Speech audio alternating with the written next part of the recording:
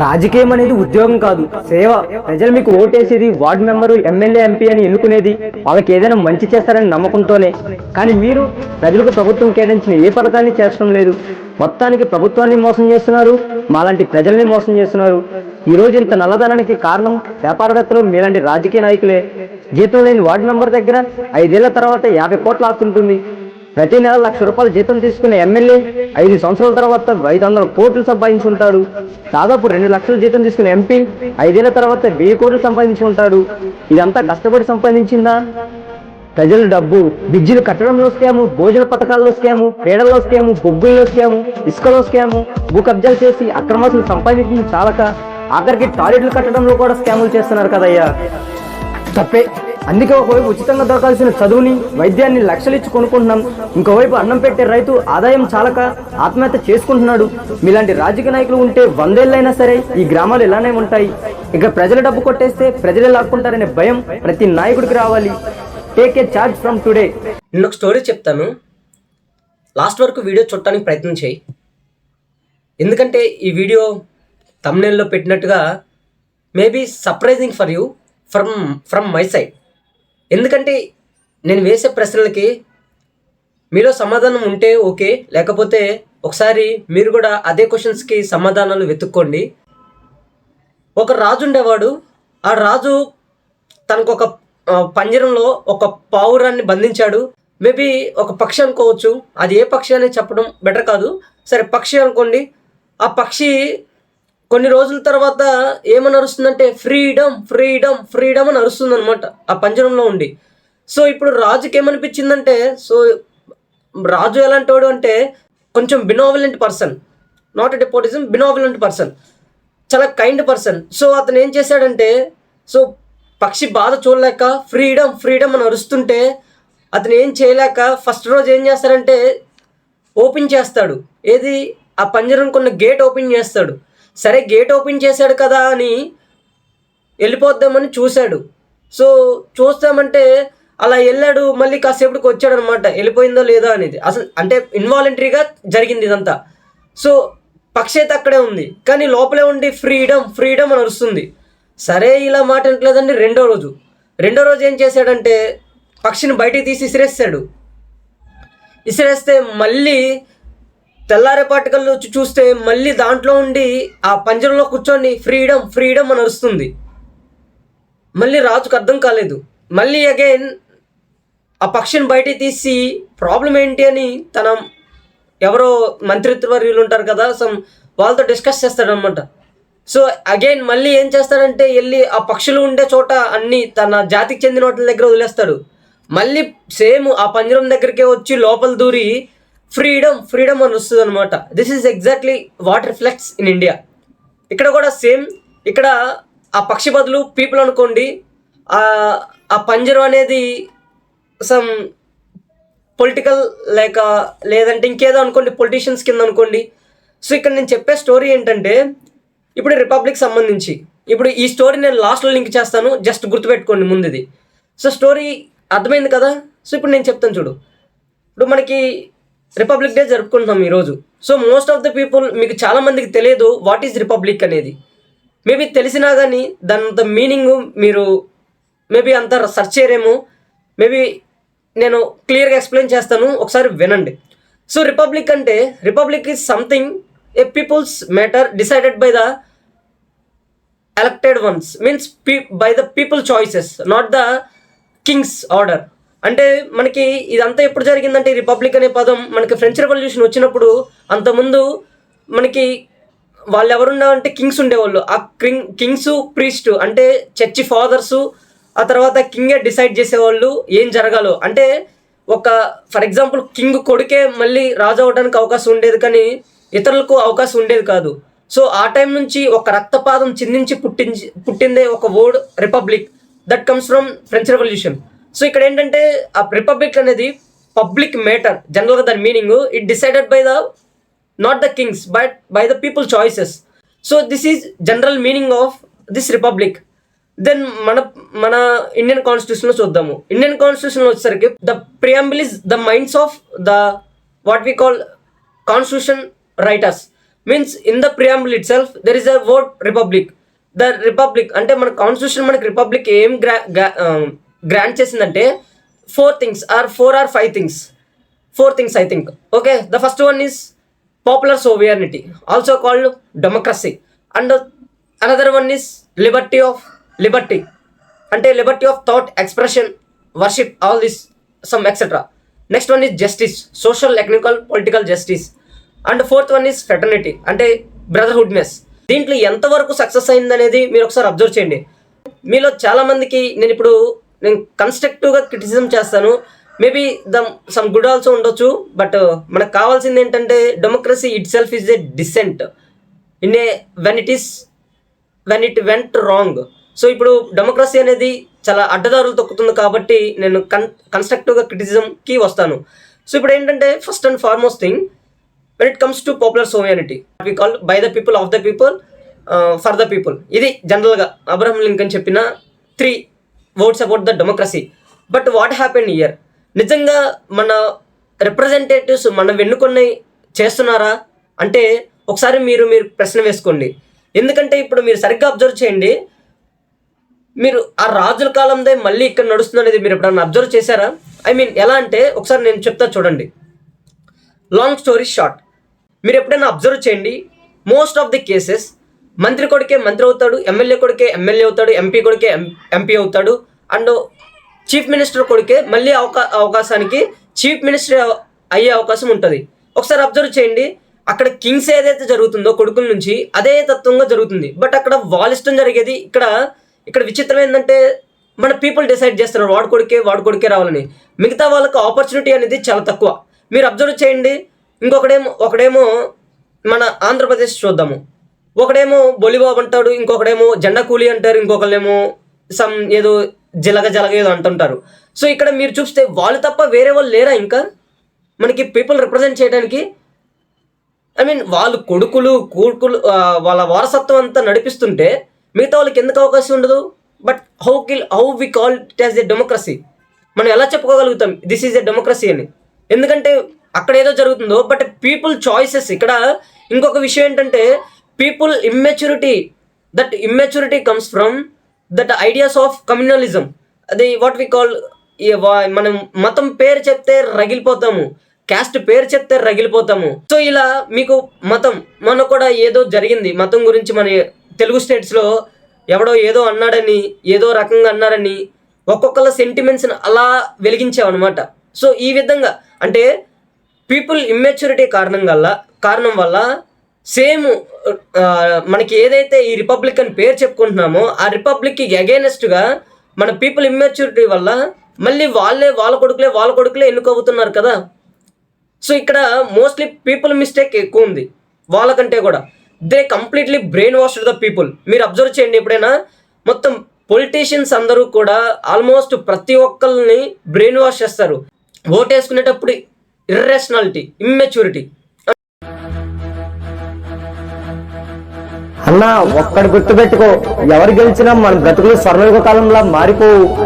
కనీసం మనిషిలా బ్రతకగలము అనే భరోసా ఇచ్చే నాయకుడిని ఎన్నుకో. రాజకీయ నాయకులు ప్రతిపక్షాన్ని నిలదీస్తే పదవి వస్తుంది, అదే సామాన్య నిలదీస్తే బ్రతుకు రోడ్డు మీదకి వస్తుంది, దిక్కులేని చావు వస్తుంది. ఏది కావాలో నువ్వే డిసైడ్ చేసుకో. మరి రే సామాన్యుడా, తెల్లారిందిలే, కలలు కన్నది చాలు, నీ బ్రతుకు నీదే. ఇక ఎవడు నీ బ్రతుకు మార్చడు. పేరుకే ప్రజాస్వామ్య దేశం, జరిగేవన్నీ రావణ పరాకష్టాలు. ఒక అవినీతి రాజకీయ నాయకుడు మనం వేసే తప్పుడు ఓటు వల్లే మనల్ని పీడిస్తున్నప్పుడు ఒక మంచి నాయకుడు రావాలంటే మనలో మార్పు రావాలి. మన ఆలోచన విధానం మారాలి. మంచి ఎక్కడున్నా ప్రోత్సహించాలి. ఉన్నత ఆశయం ఎవరి దగ్గర ఉన్నా వేల గుర్తులతో ప్రచారం కల్పించాలి. సెకండ్ థింగ్ అబ్జర్వ్ చేస్తే మీరు ఎప్పుడైనా చూడండి, liberty of thought, expression, faith, worship. These are 4 words mentioned in the constitution preamble. So ఇక్కడ ఏం జరుగుతుందంటే liberty of thought, liberty of expression. మీరు అబ్జర్వ్ చేయండి, నీ యొక్క థాట్స్ని ఎక్స్ప్రెస్ చేస్తే వెంటనే నేను లోపల వేసేస్తారు. ఫర్ ఎగ్జాంపుల్ మనకి రీసెంట్గా ఉత్తరప్రదేశ్లో అనుకుంటా, లక్నో అనుకుంటా, ఉత్తరప్రదేశ్ ఆర్ సంథింగ్, ఓకేనా, ఒక చిన్న పిల్లోడికి అంటే 14 ఏళ్ల పిల్లోడికి భయపడి అరెస్ట్ చేశారంటే క్రిటిసిజం చేస్తున్నాడని అర్థం చేసుకోండి. This is a completely liberty of thought expression. We are not seditious to the government. We are asking or questioning the government about their functions or functionaries. అలాంటి క్వశ్చన్స్ వేసినప్పుడు లోపల వేసేసారు. సో ఈ విధంగా రకరకాలుగా మనకి ఫ్రీడమ్ ఆఫ్ థాట్ని, ఎక్స్ప్రెషన్ని అన్నిటిని అంటే లిబర్టీని అంతా చేసేస్తున్నారు. This is what we call republic. This is what our freedom fighters gives us or the constitutional writers gives us to. So another thing, equality ఎక్కడుంది చెప్పండి? క్లాస్ మేబీ మీకు తెలిసే ఉండొచ్చు. 10% of the people holds 40%, 10% of the people holds India's 40% of wealth, not 40, more than that. So ఇంత inequality ఉంది. Poverty చూస్తే అసలు మీరు అనుకుంటున్నట్టు మనకు రీసెంట్ 2023లో వరల్డ్ బ్యాంక్ రిపోర్ట్ ఇచ్చింది. ఎంతంటే ఎక్స్ట్రీమ్ పవర్టీ అనేది 2.3కి పడిపోయిందని, 16 నుంచి 2.3కి పడిపోయిందని. ఇంకొకటి సేమ్ వరల్డ్ బ్యాంక్ రిపోర్టే మళ్ళీ పవర్టీ, నాట్ ఎక్స్ట్రీమ్ పవర్టీ, మనకి 23 నుంచి 11కి పడిపోయిందని ఇచ్చింది. బట్ నేను అబ్జర్వ్ చేస్తే maybe poverty is eliminated but not completely, still struggling. ఇక్కడ basic communities different from standard of living. So అది ప్రొవైడ్ చేయలేకపోతున్నారు. ఇంకా ఇక్కడ మనకి నోయిడాలో ఒక కేసు జరిగింది. మీరు అబ్జర్వ్ చేస్తే రీసెంట్గా నోయిడాలో కేసు ఏంటంటే ఒక tech IT engineer died because of public officials improper duty. అసలు వాళ్ళు డ్యూటీ చేయలేదు, ఆర్ వాట్ వి కాల్ అసలు వాళ్ళు కనీసం ప్రయత్నం చేయలేదు. ఒక టెక్ ఐటీ దాంట్లో పడిపోతే వాళ్ళు రెస్క్యూ టీం వచ్చి కాపాడకపోతే ఇంకెవరు? ఇక్కడ బాధ ఏంటంటే కనీసం పీపుల్కి అన్నీ తెలిసినా కానీ తిరిగి క్వశ్చన్ చేయలేరనమాట గవర్నమెంట్ని. ఎందుకంటే peoples are mostly relied on ideologies. మనకి రీసెంట్గా ఎక్కడ జరిగిందంటే ఇది ఉత్తరప్రదేశ్, ఐ థింక్ ఉత్తరప్రదేశ్లో అనుకుంటా. సవితాదేవి, she is delivered at the hospitals gate. She is pregnant lady. ఏం జరిగిందంటే ఒక కంటిన్యూస్గా రిపీటెడ్గా డెలివరీ అయ్యే టైము 1 or 2కి వాళ్ళు కాల్ చేస్తే కనీసం రెస్పాండ్ అవ్వలేదు. సరే అని రిక్షా వేసుకొని, వాట్ వీ కాల్ ఈ రిక్షా తెలుసు కదా మనకి, చిన్న వ్యాన్ టైపు, అది వేసుకొని హాస్పిటల్కి వస్తే స్టిల్ గవర్నమెంట్ అఫీషియల్స్ కానీ, నర్సెస్ కానీ, అక్కడ డాక్టర్స్ కానీ ఆ హాస్పిటల్ గేట్ దగ్గరికి వచ్చి చూసింది లేదు ఆవిడని. అలా ఆవిడ 30 minutes బోర్ను ఏడుస్తూ ఆ నొప్పులకి చివరికి డెలివరీ అక్కడే చేసింది.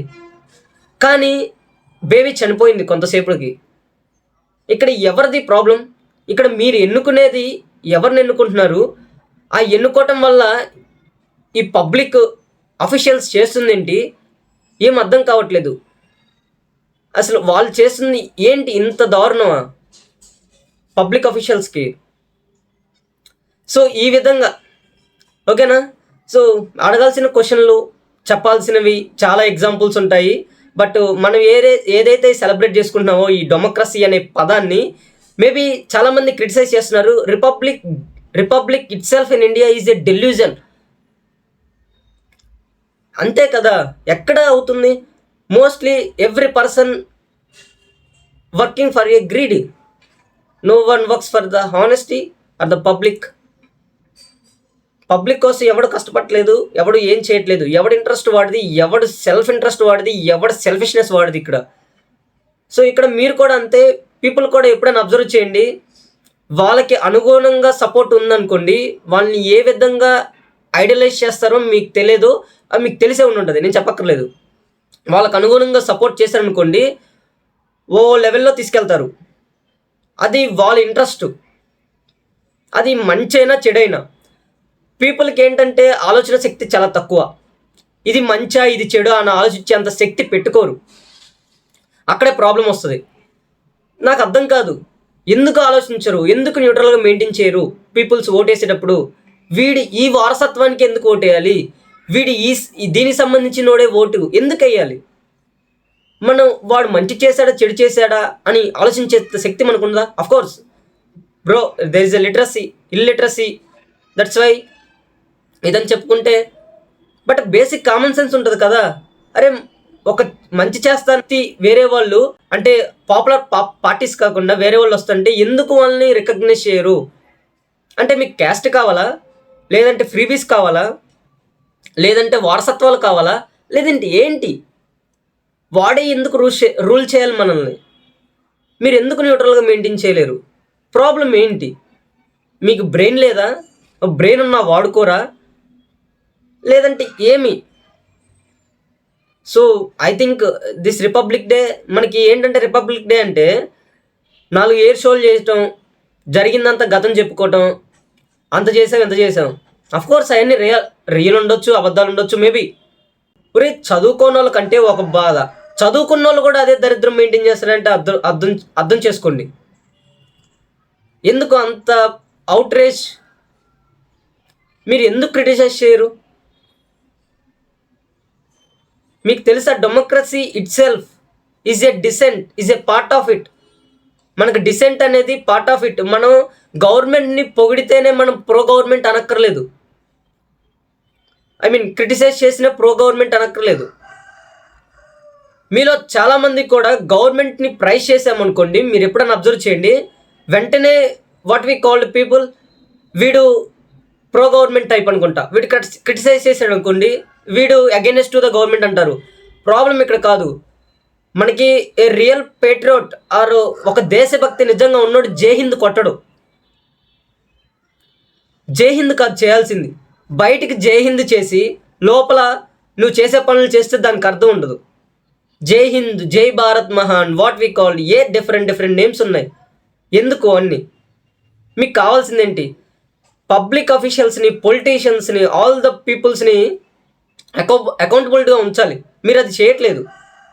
సో ఇంకా మీరు రిపబ్లిక్ సక్సెస్ అవుద్దని ఎలా అనుకుంటారు? సో నేను అందరూ అంటున్నట్టే నేను కూడా, republic in India it self is a delusion.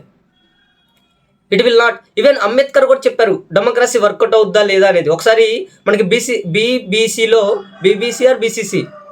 బీబీసీలో video ఉంటుంది, అంబేద్కర్ మాట్లాడింది. ఆయన మాట్లాడింది వినండి ఒకసారి. So how democracy functions in India for a long period of time, is it really works or not అనేది ఆయన మాట్లాడతారు వినండి. సో ఇక్కడ పాయింట్ ఏంటంటే, మీలో మీరు క్వశ్చన్స్ వేసుకోవాల్సినవి చాలా ఉన్నాయి. నాలాంటోడు ఒక యూట్యూబరో లేదంటే ఎవడెవడో వచ్చి మీ బ్రెయిన్ని వెలిగిస్తే కానీ వెలగరు. నేను వెలిగించారని కాదు. సో మీలో మీరు క్వశ్చన్స్ వేసుకోవాలి, నేనే కాదు చాలామంది. ఓకేనా? So this is all for today. మీరు నన్ను క్రిటిసైజ్ చేయాలనుకుంటే కామెంట్ చేయండి. I'm ready for a long debate for this republic day. Maybe great achievements of India is there, but we need a constructive criticism to make our leaders accountable, to make our public officials accountable, to make our citizens accountable. So మనకి civic sense ఉండదు, వాళ్ళ పొలిటీషియన్స్కి ఏమో మన మీద public మీద interest ఉండదు. వాళ్ళకి కావాల్సింది వాళ్ళ పర్సనల్ ఇంట్రెస్ట్, సిటిజన్స్ కావాల్సింది వాళ్ళ పర్సనల్ ఇంట్రెస్ట్. సో ఏం మాట్లాడాలో కూడా తెలియదు.